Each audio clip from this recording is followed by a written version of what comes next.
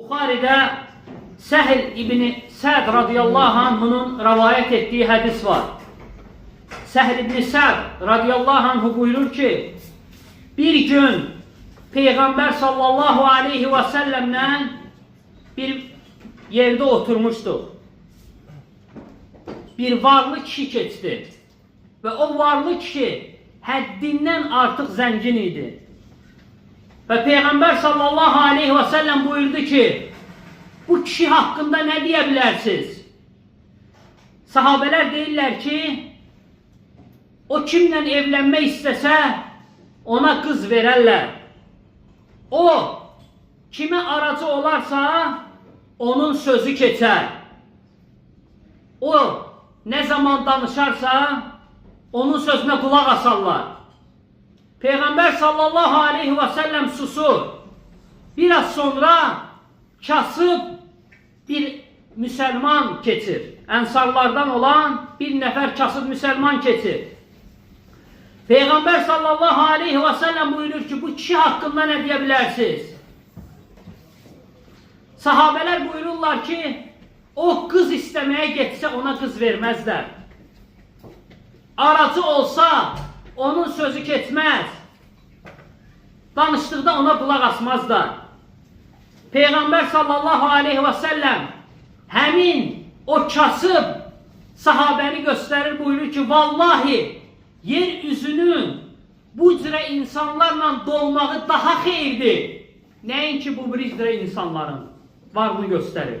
Yani Peygamber sallallahu aleyhi ve sellem beyan edir ki, əsl kişilik mal dövlətdə deyil, əsl kişilik vəzifədə deyil, əsl kişilik güclü olmaqda deyil, əsl kişilik Allah'ın dinini yaşamaqda, onu qorumaqda və gözəl əxlaq göstərməkdədir.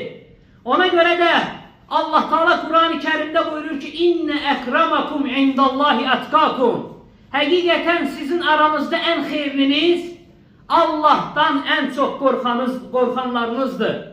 Ona göre de Peygamber sallallahu aleyhi ve sellem kadınlara benzeyen kişilere lanet edip ve buyurup ki, onları evinizden kovun. Çünkü bu dinin xisleti kişiliktir. Yani oğlan xeylağından tələb olunan kişiliktir. Ancak kişilik nedir? Dinin bize vəsf elədiyi sifətlərdir. Cins kişilik yok. Allah'ın istediği kimi olmaktır. Ona göre de Allah Teala yeryüzüne ancak peygamberleri kişiler gönderdi. وَمَا أَرْسَلْنَا مِنْ قَبْلِكَ إِلَّا رِجَالًا نُوحِي إِلَيْهِمْ Buyurur ki, senden evvel özüne vəhy elədiyimiz elçilər məhz kişilər idi. Biz onları kişilerden gönderdik. Ona göre de insan, Müslüman çalışmalıdır ki, Allah'ın dinini Allah'ın istediği tərzdə qorusun. Onda həmin o şəxsdən Allah razı olar. Onda həmin şəxsdə kişilik sifəti olar. Əsl kişilik bu dinin mahiyyətini öz üzərində hiss etməkdir.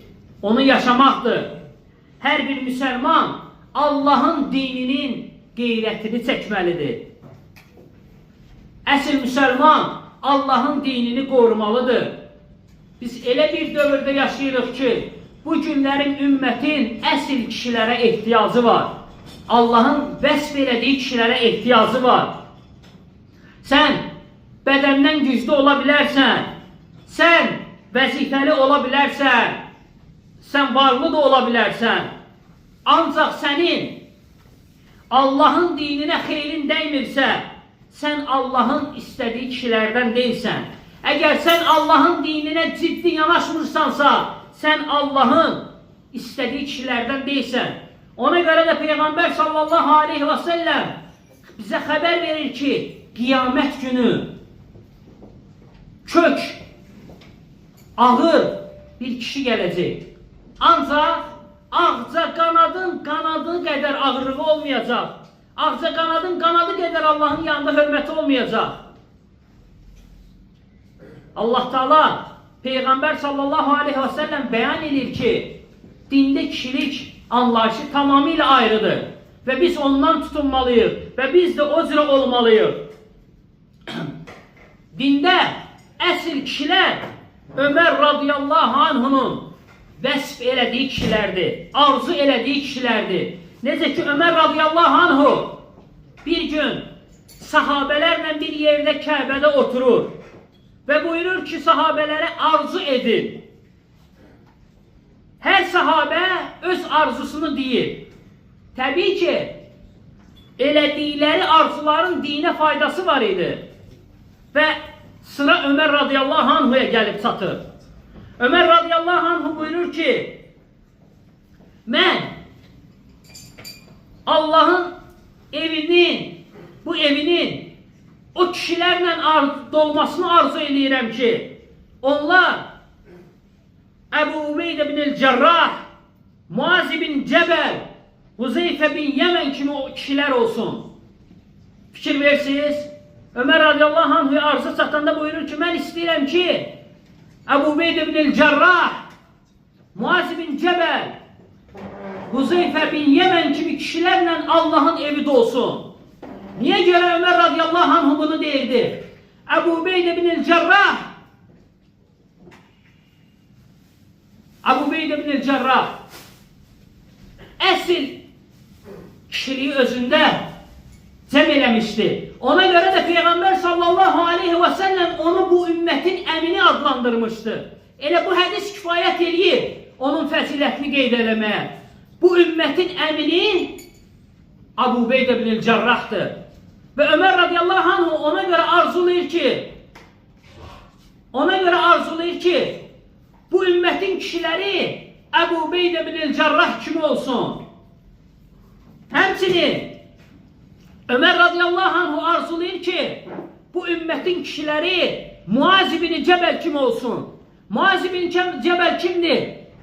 Muaz bin Cebel bu ümmetin halal ve haramını en güzel bilen şahsiydi.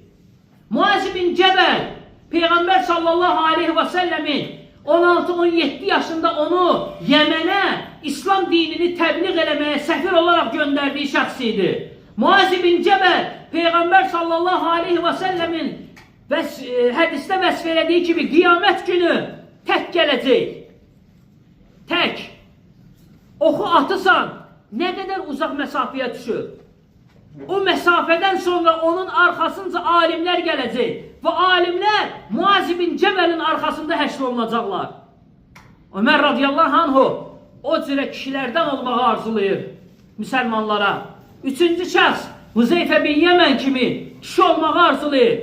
Huzeyfe bin Yemen kimdir? Huzeyfe bin Yemen Peygamber sallallahu aleyhi ve sellemin sirdaşıydı. Peygamber sallallahu aleyhi ve sellem sirleri ona değildi. Peygamber sallallahu aleyhi ve sellem münafıkların adını ona demişti. Bilirdi ki Huzeyfe'ye ne olursa olsun hiç kes ondan söz alabilmez. Ne kadar azap verseler de, döyseler de, söyseler de, ne azap verseler ondan söz alabilmezler. Ona göre de Peygamber sallallahu aleyhi ve sellem onu sirdaş adlandırmıştı. Peygamber sallallahu aleyhi ve sellemin sir yoldaşı adlandırmıştı.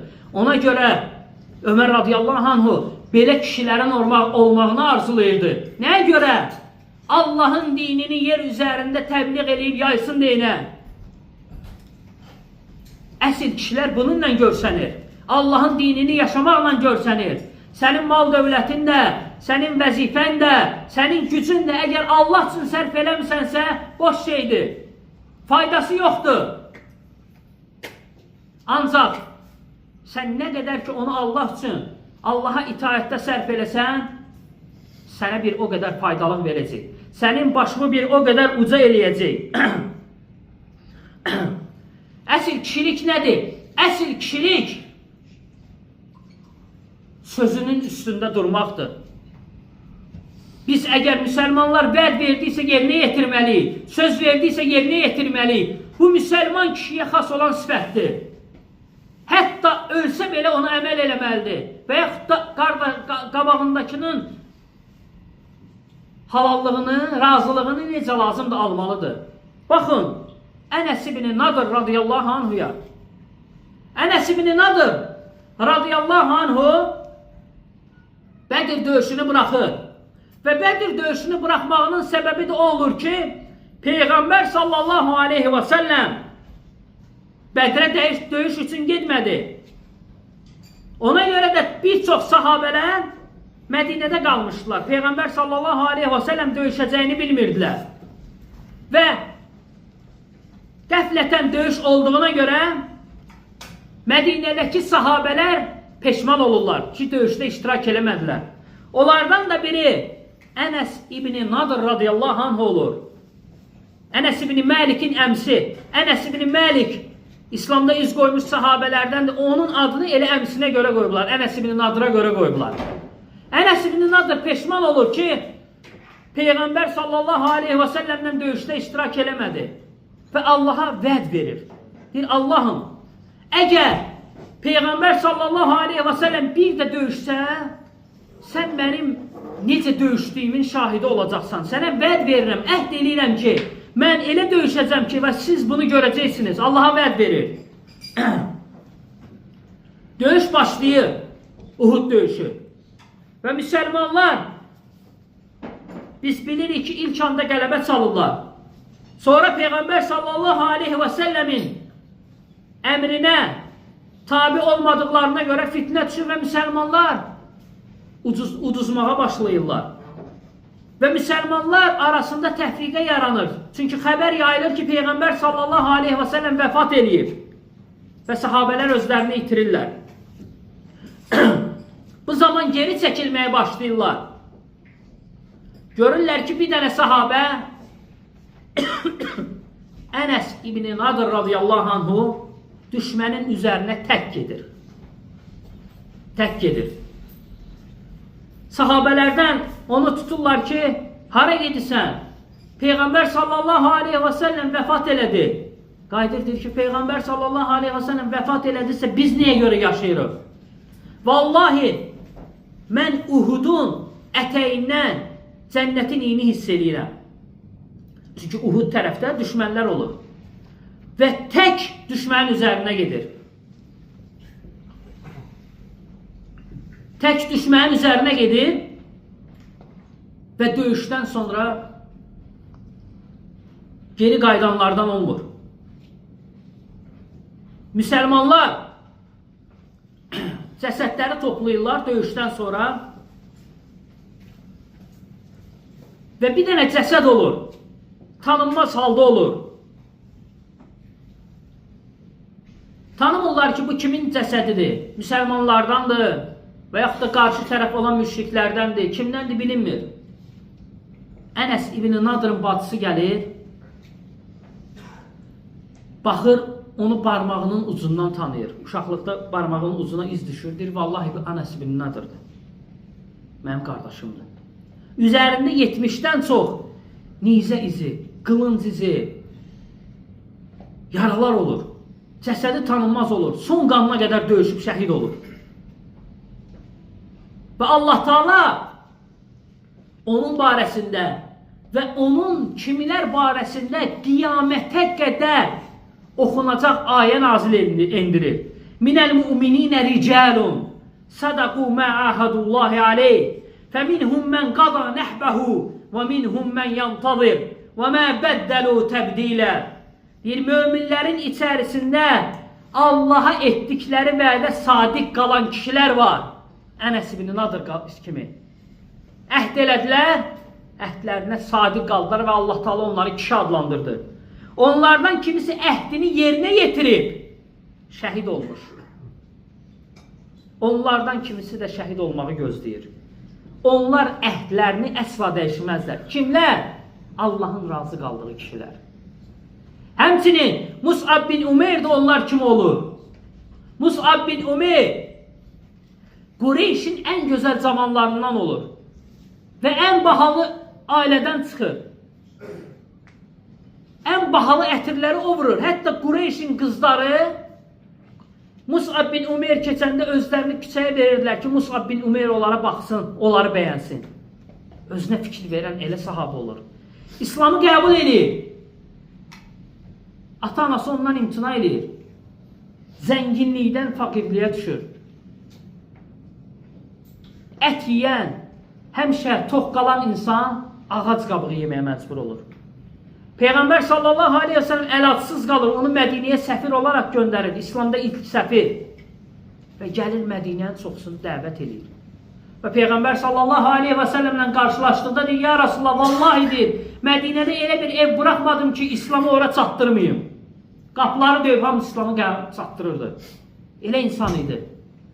Və şəhid olur Uhudda.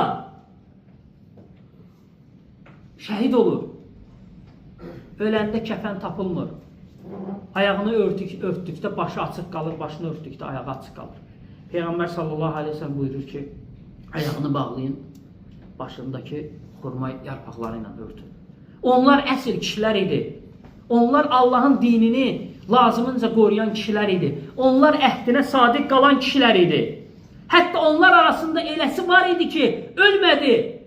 Ancaq Allah Teala Quran-ı Kərimdə dedi ya, bu həmin ayədə فَمِنْهُمْ مَنْ قَضَى نَحْبَهُ deyir ha. Deyir ki, onlardan eləsi var ki, əhdini yerinə yetirib. Ölməyə Peyğəmbər sallallahu aleyhi ve sellem buyurur ki, o əhdini yerinə yetirib. O da kimdir? Talha ibn Ubeydullah. Meçidə girir. Peyğəmbər sallallahu aleyhi ve sellem ayənin o hissəsini oxuyur. Buyurur ki, deyir ki, مِنْهُمْ مَنْ قَضَى نَحْبَهُ əhdini yerinə yetirənlərdən biri də bax budur deyir. Talha ibn Ubeydullah. Talha ibn Ubeydullah. Uhud döyüşündə vəziyyət dəyişdikdə, sahabələr dağıldıqda Talha ibn Ubeydullah Allahın peyğəmbərini qoruyanlardan olur. Və oxla vururlar.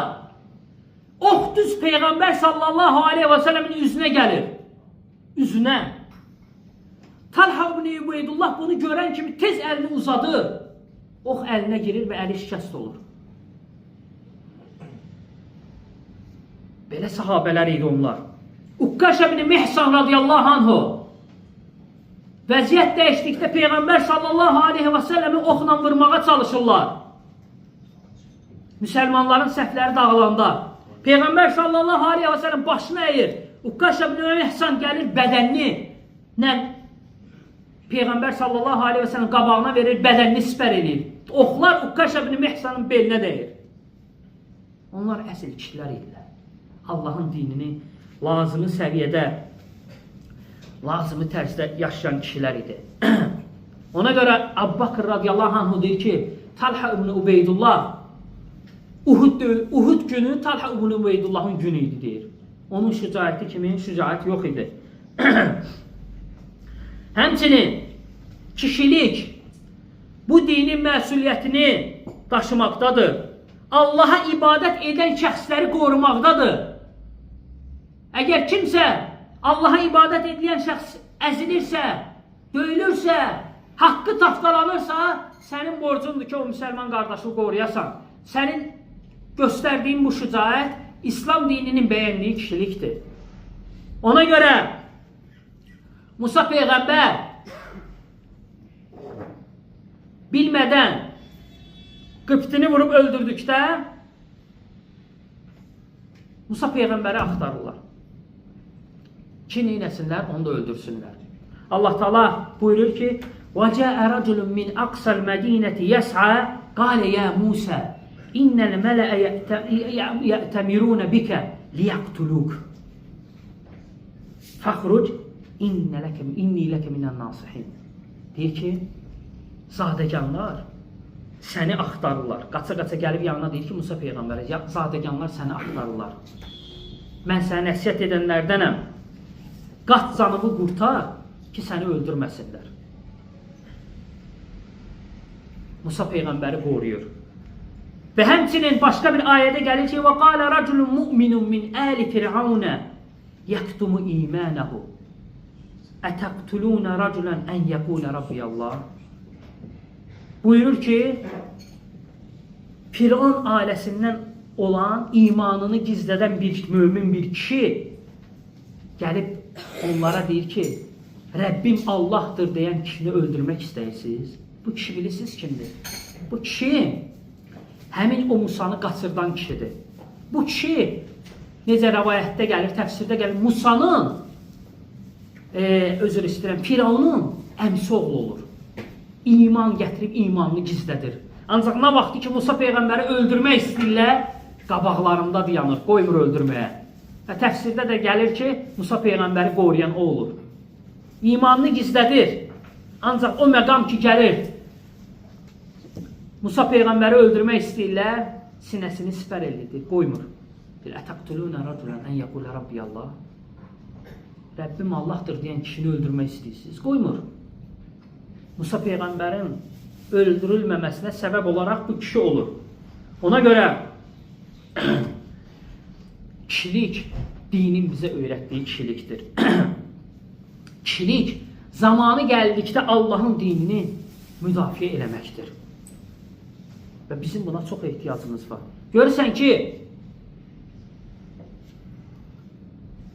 bəziləri deyir ki, mən hələ yaşım azdır, böyüyəndə Allahın dinini müdafiə edərəm, Allaha bağlanaram, Allaha ibadət edərəm. Mən hələ filan işi görməliyəm.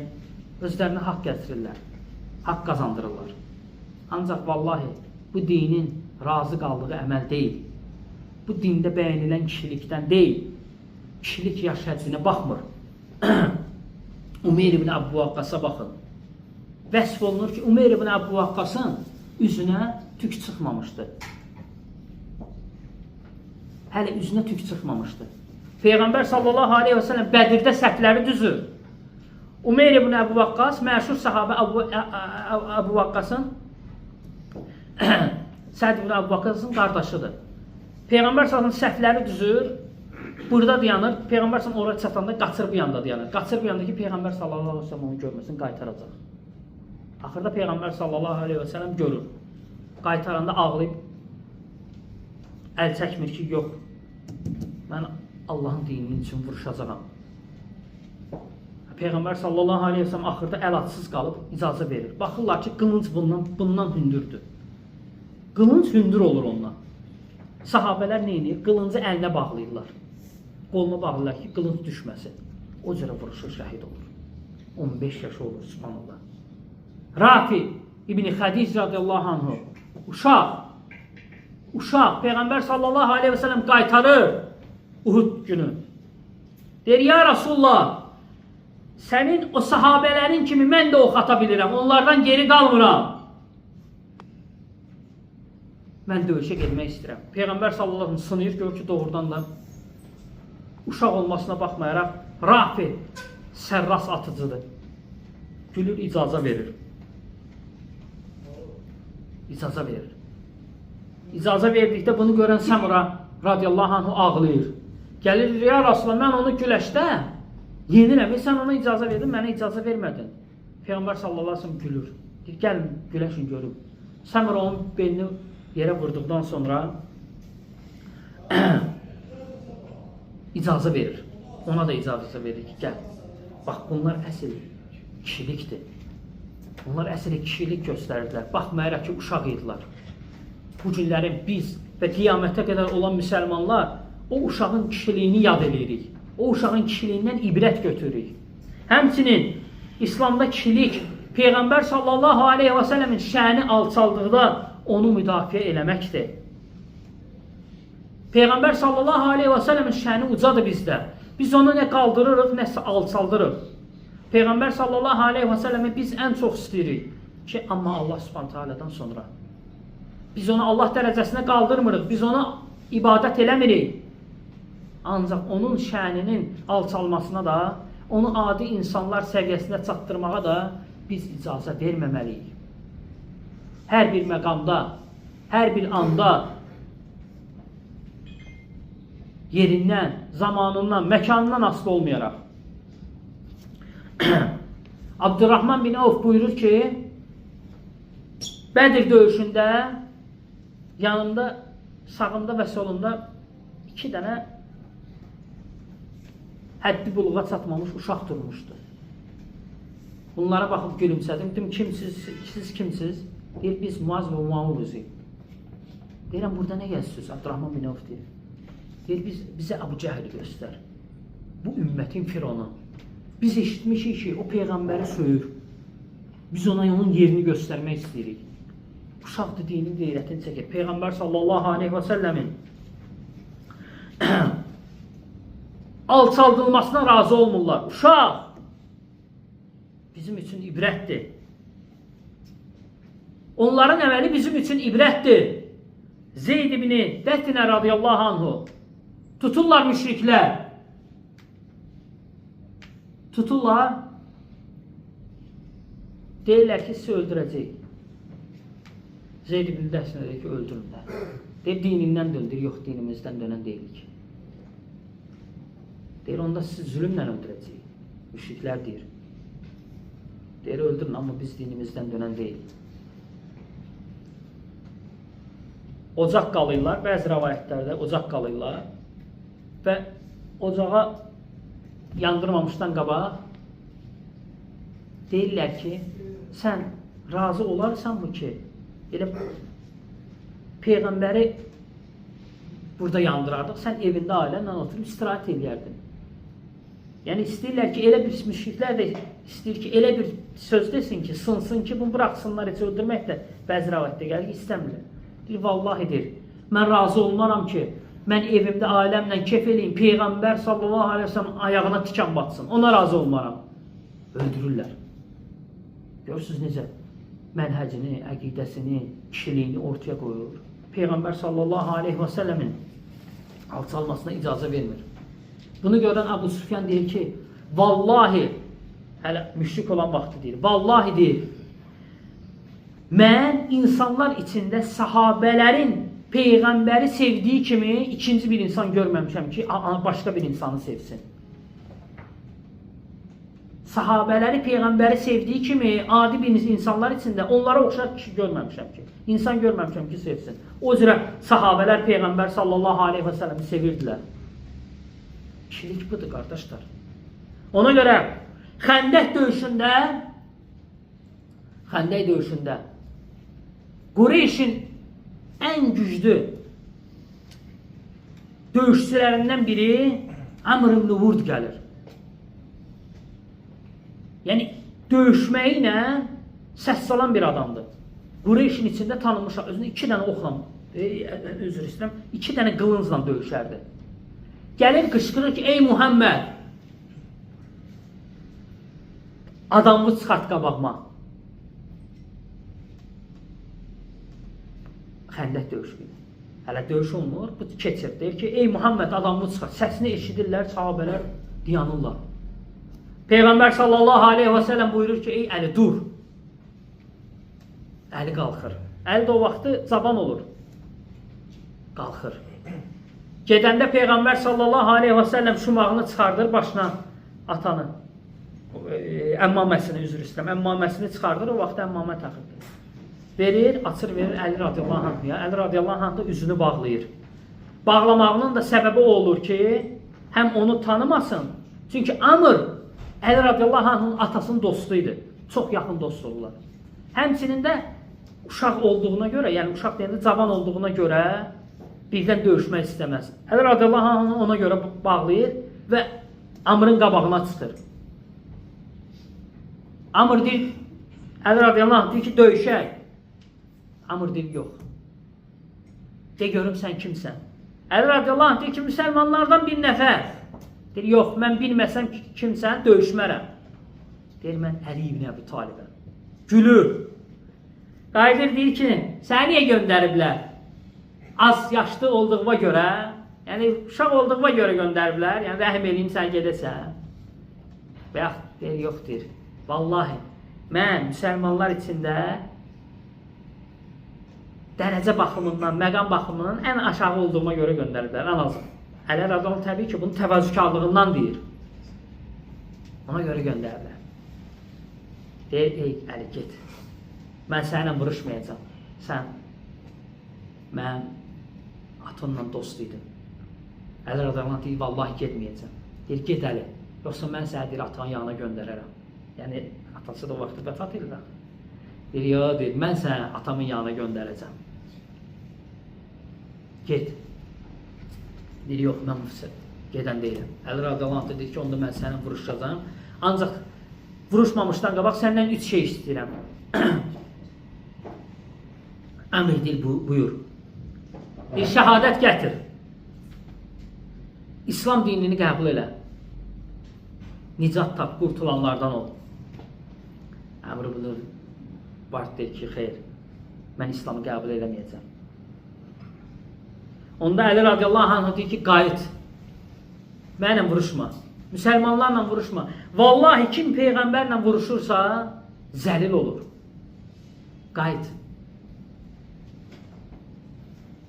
Deyir, yox, deyir, qayıtsam hamı deyəcək ki, uşaqdan qorxub qayıtdı. Üçüncü nə? Əli radiyallahu anh deyir ki, onda başqa yolumuz qalmadı. Vuruşmalıyıq, amma şərtim var. Sən atımın üzərində olacaqsan, düşməyəcəksən. Mən isə yerdən vuruşacam. Yəni, biz bilirik ki, atın üzərində olan yerdəkindən qat-qat üstündə artıq. Deyir, olar.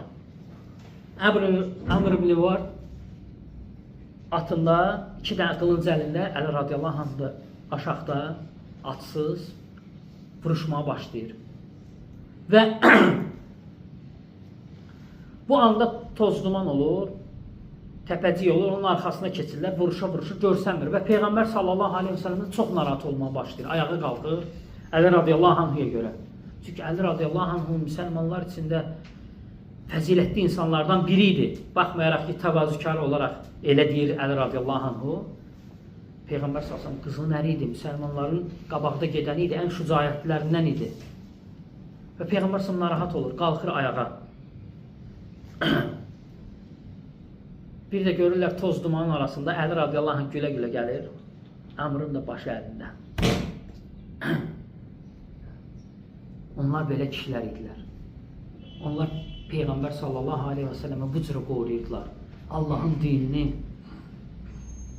bu cürə qoruyurdular. Allahın dinini bu cürə yaşayırdılar.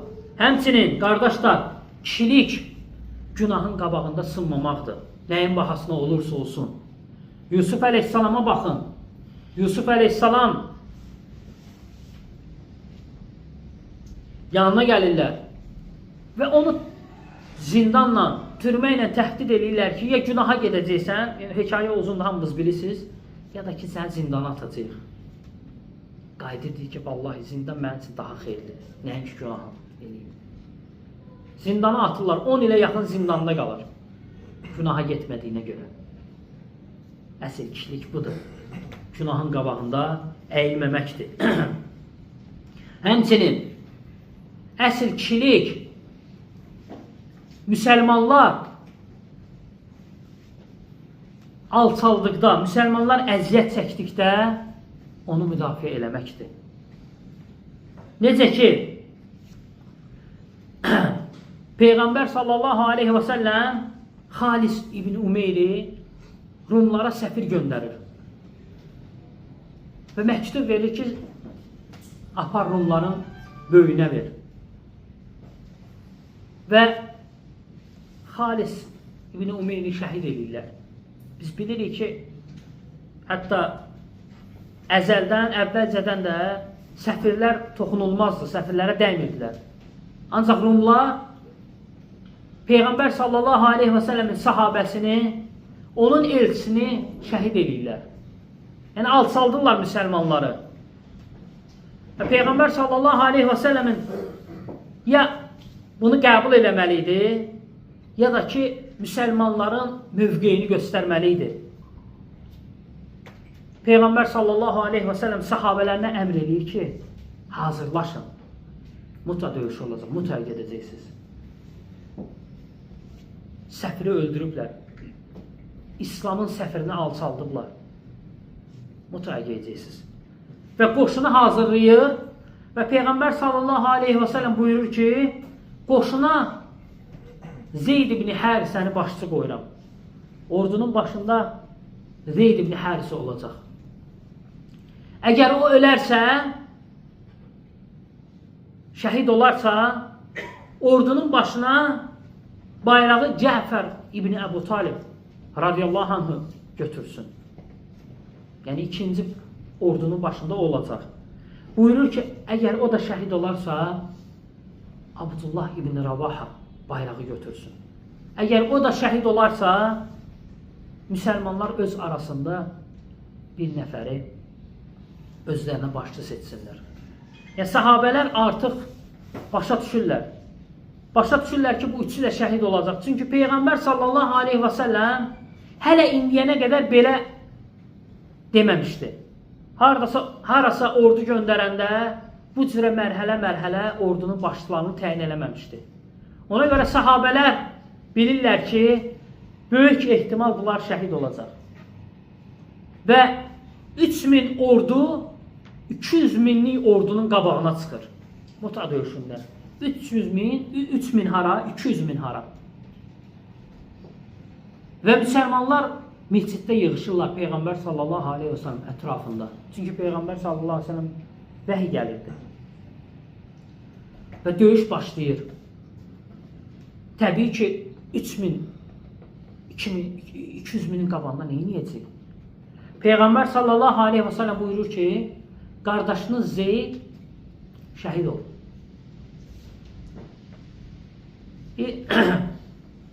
Bir müddət keçəndən sonra buyurur ki, qardaşınız Cəfər şəhid oldu.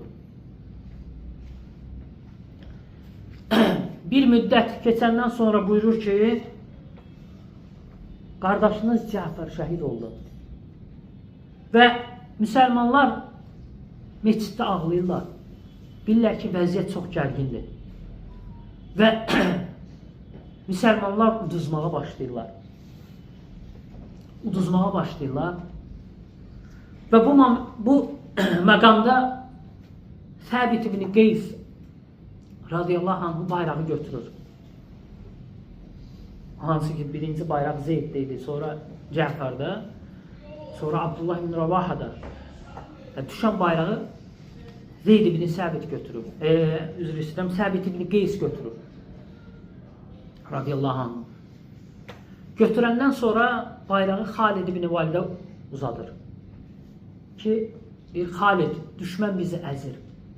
Gəl ordunun başına keç. Xalid buyurur ki, yox, vallahi yox. Burada Bədir döyüşçüləri var. Bədirdə iştirak eləmiş igidlər var. Mən vallahi ki, keçmərəm. Mən cəmi 3 aydır ki, İslamı qəbul eləmişəm. Amma burada Bədir aslanları var. Səbit ibn Qeys deyir ki, ey Xalid, görmüsən bizi necə əzirlər. Götür, bugün sənin məqamındır. Bayrağı Xalid ibn Valid götürəndə Peyğəmbər sallallahu aleyhi və səlləm minbərdən oturduğu yerdən ayağa qalxır. Oturduğu yerdən ayağa qalxır və buyurur ki, bayrağı Allahın qılınclarından biri, Allahın qılıncı götürdü bayrağı. Təsəvvür edirsiniz. Allahın qılıncı deyir, bayrağı götürdü. Müsəlmanlar qayıdır, buyurur ki, ey ya Rasulullah, Allahın qılıncı kimdir? Buyurur ki, Xalid ibn Valid. O buyurur ki, Xalid ibn Valid bu dəqiqə 3000 kişilik ordu ilə 200 minlik kişilik ordunu əzir deyir.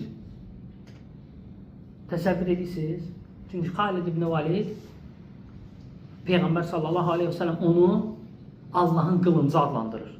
Ona görə onu heç kəs öldürə bilmir. Xalid ibn Valid öləndə ağlayır. Ki, deyir, mənim bədənimdə 100-dən çox yara var. Ancaq deyir, mən deyir, bu günlərim öz əcəlimlə öləm, şəhid ola bilmədim. O nəyə görə şəhid olunur? Alimlər deyir, onun hikməti o idi ki, Allah Taala Peyğəmbər sallallahu əleyhi və səlləm onu Allahın qılıncı adlandırmışdı. Allahın qılıncına heç kəs qalib gələ bilməzdi. O Xalid ibn Validdir ki, Ömər radiyallahu anh xəlifə olduqda Xalid ibn Validə ordu başçısı olmaqdan azad eləyir və Əbu Ubeyd ibn Cərrahı qoyur. Deyirlər, niyə görə Xalid ibn Validdə nəsə görmüsən? Deyir, vallahi yox. Amma deyir, mən müsəlmanları Xalid ibn Validə görə fitnəyə düşdüklərini görəm. Müsəlmanlar artıq elə etiqad edirlər ki, Xalid ibn Valid varsa artıq biz uduzmayacağıq. Qələbəni Xalid ibn Validə bağlayırlar. Ona görə onu azad edir. Xalid ibn Valid olan ordu uduzmurdu. Ona görə Xalid ibn Valid radiyallahu anh öləndə Mədinənin qadınları ağlayır. Qadınları ağlayanda sahabə gəlir, şikayət edir ki, ey Ömər!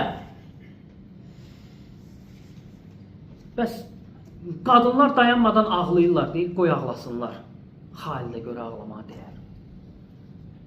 Əbu Bakr nə deyirdi? Deyir ki, qadınlar Xalid ibn Valid kimi oğul doğmağa aciz oldular. Ona görə Peyğəmbər sallallahu aleyhi və səlləm onu Allahın qılıncı adlandırmışdı. Ona görə o 3000'lik kişi ilə 200.000'lik orduya qalib gəldi. Əsl kişilər idi. Həmçinin qardaşlar, kişilik dində sabit qədəm olub. Allah üçün böyük işlər görməkdədir. Allah üçün böyük işlər görməkdədir. Hicrətin 27-ci ilində Osman radiyallahu anh xəlifə olduqda müsəlmanlar Afrikaya hücum edirlər. Orada da Rumlar olur, Sübeytlərə. Və 120.000 ordu olur. Müsəlmanların da ordusu 20.000 olur. İki ordu üz-üzə gəlir. Müsəlmanlar baxırlar ki, bacara bilmirlər, məğlub olurlar. Bunu görən Abdullah ibn Zübeyir, Zübeyir Əsmanın qızı, oğlu da əstəğfurullah. Əbu Bakrın nəvəsi olur. Ayşə elə bir Abdullahın xalası olur. Elə Abdullah Ayşənin evində böyüyür. Ona görə də Ayşəyə nə deyilir? Ummu Abdullah deyilir. Abdullahın anası. Peyğəmbər sallallahu onu elə adlandırır. Həmin o Abdullahdır. Onun evində böyür, Ayşənin evində böyür. Abdullah baxır ki, müsəlmanlar 120.000'dən bacarmırlar və uduzurlar. Tək Rumların ordusunun içindən yara-yara gedir. Gəlir arxada dayanan Rumların kralını öldürür. Kralını öldürür, tək gelir, tək. Kralını öldürür və ondan sonra tutur belə başını və Allah Akbar deyir, Allah Akbar deyir. Bütün döyüşçülərin fikrini öz üzərinə çəkir. Müsəlmanlar görürlər ki, Rumların kralının başı Abdullah ibn Zübeyrin əlindədir, həvəslənməyə başlayırlar. Bunu görən 120.000'lik ordu da Rumların ordusu. Görüldü ki, başçıları artıq öldü, qaçmağa başlayırlar. Təsəvvür edirsiniz, tək qələbiyə səbəb olur. Əsl kişi. Və yaxud da İkrimə radiyallahu anhu. İkrimə radiyallahu anhu bilirsiniz kimdir? İkrimə radiyallahu anhu bu ümmətin firavunu olan Əbu Cəhlin oğludur. Əbu Cəhlin oğlu. Hansı ki İkrimə özü də atası ilə bərabər müsəlmanlara əziyyət verib, müsəlmanları qırıb. O İkrimədir ki, Peyğəmbər sallallahu aleyhi və səlləm Məkkəni fəth eləyəndə buyurur ki, Məkkə əhlindən heç kəsə toxunmayın. Heç kəsə. Öldürməyin heç kəsi. 10 nəfərdən başqa. Onlardan da biri İkrimə olur. İkriməni gördünüz öldürün. Çünki müsəlmanlara qan uddurub. Amma İkrimə neyinir? Qaçır. Qaçır. Sonra deyirlər ki, İslamı qəbul elə. Deyir ki, mən İslamı qəbul eləsəm, Allahın elçisi məni bağışlayar. Deyir ki, bağışlayar. İkrimə gəlir Peyğəmbər sallallahu aleyhi ve sellem yanına. Peyğəmbər sallallahu aleyhi ve sellem yanına gəldikdə, Peyğəmbər sallallahu aleyhi ve sellem buyurur ki, baxmayaraq ki, bu ümmətin fironu olub, deyir, onun atası barədə pis söz demeyin. Onu incidər deyir. Demeyin. İkrimə gəlir, Peyğəmbər sallallahu aleyhi ve sellemə təslim olur. İslamı qəbul edir. Peyğəmbər sallallahu aleyhi ve sellem İkriməni bağışlayır. Baxmayaraq ki, nə qədər müsəlman öldürüb, şəhid edib. Və İkrimə tutduğu əməldən peşman olur. Peyğəmbər sallallahu aleyhi və səlləm öldükdən sonra da içində vicdan əzabı çəkir. Deyir ki, mən ancaq Allah yolunda döyüşəcəm. Şiddətli Yarmuk döyüşü olur. Yarmuk döyüşü ən böyük döyüşlərdəndir. Şiddətli döyüş olur və müsəlmanlar ilk anda uduzmağa başlayırlar. Xalid ibn Valid görür ki, müsəlmanların səfi parçalandı, dağıldı. Belə qalib gələ bilməyəcəklər. Əmr eləyir ki, ordu arxaya çəkilsin. Arxaya çəkiləndə görürlər ki, bir nəfər düşmənin üzərinə gedir. Baxırlar ki, İkrimə. Xalid tutur qolundan ki, hara gelsən İkrimə, dala. Bunlar bizə qalib gələcək. Deyir, Xalid qolumu bırax. Sənin Peyğəmbər sallallahu aleyhi və səlləmlə günlərin olub, yaxşı günlərin olub. Ancaq mən, atam, biz müsəlmanlara qan uddurmuşuq. Bırax məni. Mən düşmənin üzərinə gedəcəm. Və qayıdır deyir ki, kim mənə ölümə beyyət eləyər? Mənimlə birlikdə ölümə beyyət eləyər. İkrimənin öz əmsi Həris deyir ki, mən beyyət eləyərəm. İkisi gedirlər düşmənin üzərinə. Xalid ordunu çəkir, nizamlayandan sonra gəlir və düşmənə qalib gəlirlər. Döyüş bitdikdən sonra Xalid deyir ki, İkriməni axtarın. Gətirirlər, cəsədi tanınmaz halda olur. 70-dən çox bədənində yara olur. 70-dən çox tanınmaz halda olur. Baxın, subhanallah, necə Allah üçün yaşadı, kişi kimi şəhidlərdən olur. Baxmayaraq ki, nədir? İlk anda müsəlmanlara əzab verən, Peyğəmbər sallallahu aleyhi və səlləmə əzab verən şəxslərdən biri idi.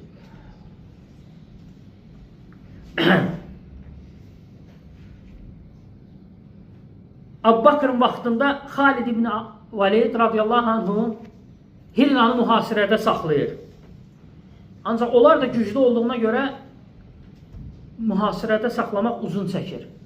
Xalid ibn Valid yazır ki, ey Abbaqır, mənə kömək göndər. Abbaqır da o vaxt müsəlmanların ordusu az olur say baxımından.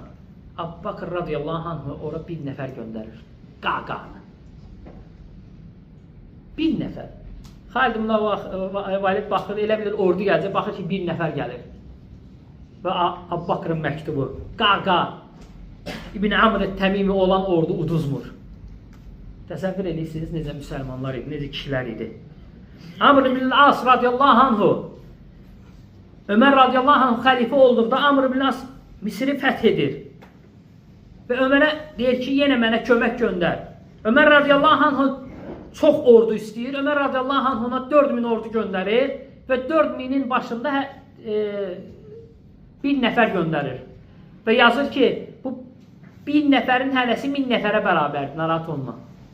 Onlar da kimdir? Zübeyir ibn Avvam, Miqdad ibn Amr, Ubadət ibn Samit, Müslimə. Təsəvvür edirsiniz, gör necə insanlar olub, gör necə şəxsiyyətlər olub, Allahın dini üçün necə canlarını veriblər. Onlar elə kişilər idilər. Və İslamın da bizdən tələb elədiyi nədir? Bu cürə kişilik göstərməkdir. Həmçinin kişilik İslamda qeyri-müsəlmanın qabağında sınmamaqdır. Aciz olsan da belə. Peyğəmbərin sahabəsi Abdullah ibn Huzəfə kimi Rumlara əsir düşür Ömərin vaxtında. Deyirlər ki, krallarına, Rumların kralına, deyirlər ki, Peyğəmbərin sahabəsi var burada. Abdullah ibn Huzəfə əsirdir bizdə. Deyir, gətirin yanıma. Gətirirlər. Deyir, ey Abdullah. Deyir, adı nə deyir? Abdullah ibn Huzəfə. Deyir, ey Abdullah.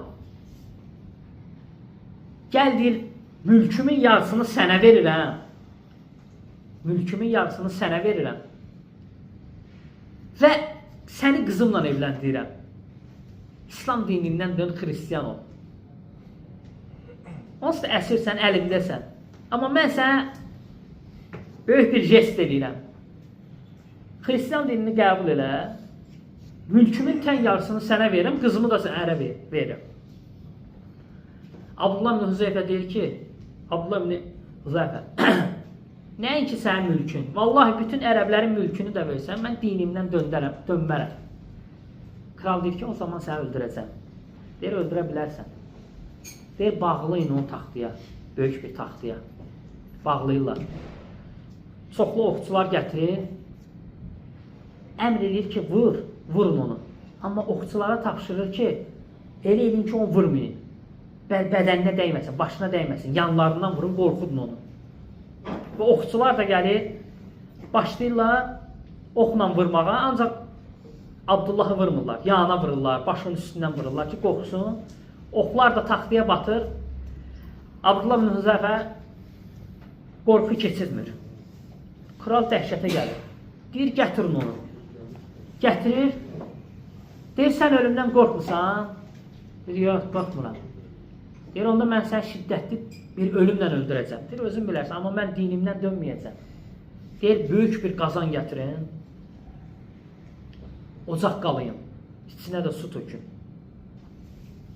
Su qaynamağa başlayanda əmr edir ki, əsirlərdən birini gətirin.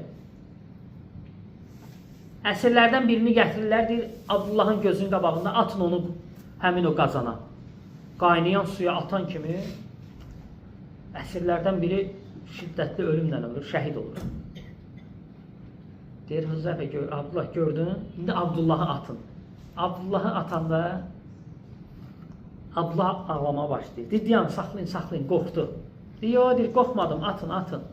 Vallahi mənə ağladan başqa şeydir. Mən sevinirəm ki, Allah yolunda mən şəhid olam. Mənə ağladan odur ki, mənim cəmi bir canım var. Mən istəyərəm, mənim 9 canım olsun. Mənə 9 dəfə belə Allah yolunda öldürəsiniz. Kral deyir, yox, öldürməyin, bu asan ölümdür. Aparın onu zindana atın. Nə yemək verin, nə su. Neçə gün ad saxlayırlar Peyğəmbər sallallahu aleyhi ve sellem sahabəsini. Ad saxlayırlar. Ondan sonra deyir ki, aparın ona donuz əti. Yaxşı belə qızardın, aparın ona donuz əti. Bir də ki, içki verin. Verirlər. Sahabə nə donuz ətini yiyir, nə içkiyə toxunur. Xəbər verirlər ki, kral acından ölür, amma toxunmadı. Nə ətə, nə içkiyə. Gəlir, kral deyir ki, niyə yemədin, niyə içmədin? Axı sizin dinimiz zəruriyyət halında ölməmək üçün icazə verib, niyə yemədin?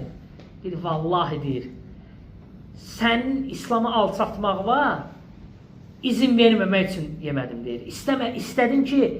İstəmədim ki, o sənə o şey, o deyir, tamı ləzzəti daddırım. İslamı alçatmağı görəsən sən. İslamı alçatmağı, daddırmağı sənə göstərməyəcəm mən. Dəhşətə gəlir. Və baxır ki, bu ilə bacarmır. Deyir, yaxşı, gəl bir dənə alnımdan öp. Sən mən azad edeyim. Mən sənin kişiliyivə heyranam. Təsəvvür edirsiniz, kişiliyivə heyranam. Bir dənə alnımdan öp bıraxım. Allah deyir, ya. Əgər bütün əsirləri azad eləsən, alnımdan öpərəm. Deyir, bütün əsirləri azad edeyim. O mənim alnımdan öpsün. Abdullah ibn Huzeyfə gəlir, onun alnından öpür. Huzeyfə. Alnından öpür. Kral da sözün üstündə durur. Bütün əsirləri Abdullahla bərabər azad edir. Artıq Ömərə xəbər çatır. Abdullah Ömərin yanına gələndə Ömər radiyallahu anh qalxır. Gəlir Abdullah ibn Huzeyfənin alnından öpür. Və buyurur ki, mənim riayətimdə kim varsa gəlib Abdullah ibn Huzeyfənin alnından öpsün. Təsəvvür edirsiniz, o cürə kişilər idi. O cürə Allah üçün sınmayan kişilər idi. Dinin alçaltmağını kafirlərə daddırmayan kişilər idi. Həmçinin kişilik fitnə anında sınmamaqdır. Necə ki, Abu Bakr radiyallahu anhu Peyğəmbər sallallahu aleyhi ve sellem vəfat etdikdə sahabələr pis vəziyyətə düşürlər, fitnəyə düşürlər. Eləsi olur, ayağı tutulur Peyğəmbər sallallahu aleyhi ve sellem. Eləsi olur, danışa bilmir. Abu Bakr radiyallahu anhu çıxır, xütbə verir. Deyir, kim ki Muhammedə ibadət edirdisə, Muhammed artıq vəfat elədi. Kim ki Allaha ibadət edirdisə, bilin ki Allah Taala heydir, diridir və heç vaxt ölməyəcək. Və bütün müsəlmanları cəm edir. Ərəblər dönür. Abu Bakr qorxmur. Baxmayaraq ki, az qalır sahabələr, ham onlara qarşı çıxır, Abu Bakr qorxmur. O onlara qarşı çıxır və İslamı yaşadır. Necə ki, Əli ibn Mədini radiyallahu anh, rahiməhullah buyurur ki, bu din Peyğəmbər sallallahu aleyhi və səlləmdən sonra 2 dəfə təhlükəyə düşdü. Biri Əbu-Bakrın vaxtında, biri Əhməd ibn Həmbəlin vaxtında. Mehnə vaxtı, imtihan vaxtı. Buyurur ki, amma bu məqamda Əhməd ibn Həmbəl Əbu-Bakrdan da üstün idi. Çünki Əbu-Bakrın yanında sahabələr var idi, amma Əhməd ibn Həmbəl tək idi, sınmadı. Sındıra bilmədilər Əhməd ibn Həmbəli. Haqdan döndərə bilmədilər, əqidəsini sındıra bilmədilər, döndərə bilmədilər.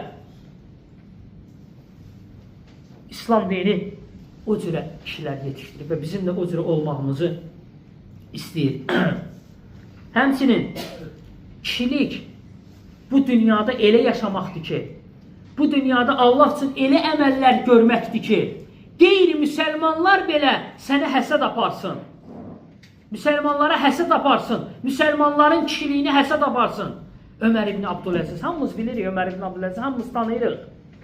Cəmi 2 il 7 ay xəlifə olub. Ancaq elə xəlifə olub ki, hətta onu bəzi alimlər əməlinə görə 5-ci xəlifə adlandırırdılar. O cürə güclü xəlifə olub. Yəni əməlləri çoxdur. Yəni vaxtımız elə geniş deyil. Amma Ömər ibn Abdüləziz öləndə düşmən olduğu Rumların kralı ağlayır. Deyirlər, nəyə görə ağlayırsan? Deyir, bu günlərin yer üzündə elə bir adam vəfat elədi ki, onun kimi yer üzündə adil ikinci bir adam yoxdur. Deyirlər, nə danışırsan? O müsəlman idi. Müsəlman olsa belə. Qayıdır rahiblərə deyir ki, kişilik sizin gedib ibadətgahınızda bütün günü ibadət eləmək deyil. Kişilik Ömər ibn Abdüləzizin yaşadığıdır. Dünya ona ram olaraq gəldi, ayağı ilə itələdi. Adil insan. Təsəvvür edirsiniz? O cürə yaşamaq lazımdır ki, hətta kafirlər sənin dinə olan kişiliyinə həsəd aparsınlar. Ömür az olsa belə elə bir əməl qoyub getmək lazımdır ki, sənin kişiliyinə görə başqaları ibrət götürsün, müsəlmanlar ibrət götürsün. Quteybə rahiməhullah kimi. Quteybə bilirsiniz kimdir? Quteybə İslam tarixinin ən gənc ordu başçılarından biriydi. 17 yaşında bu insan Özbəkistan, Sicistan, Əfqanistan, Pakistan, Kitayı fəth eləyir. Ordu komandanı olur, başçısı olur. 17 yaşı olur. Saydığım dövlətləri fəth eləyir. Cəmi 48 yaşında vəfat eləyir. Təsəvvür edirsiniz, necə ömür sürür. Allah üçün necə ki, 17 yaş. 17 yaş. Bir gün Kabulu mühasirədə saxlayır. Quteybə deyir ki, alim olan Muhammed ibn Vasi axtarın, deyir, haradadır? Yoxdur, gözümə dəymir. Gəlib deyir, görürlər ki, Muhammed ibn Vasi namaz qıldı. Sonra isə barmağını qaldırıb Allaha dua edir ki, indiki Pakistanın, indiki Əfqanistan paytaxtı Kabulu mühasirədə saxlayır. Allah Teala onlara zəfər nəsib eləsin.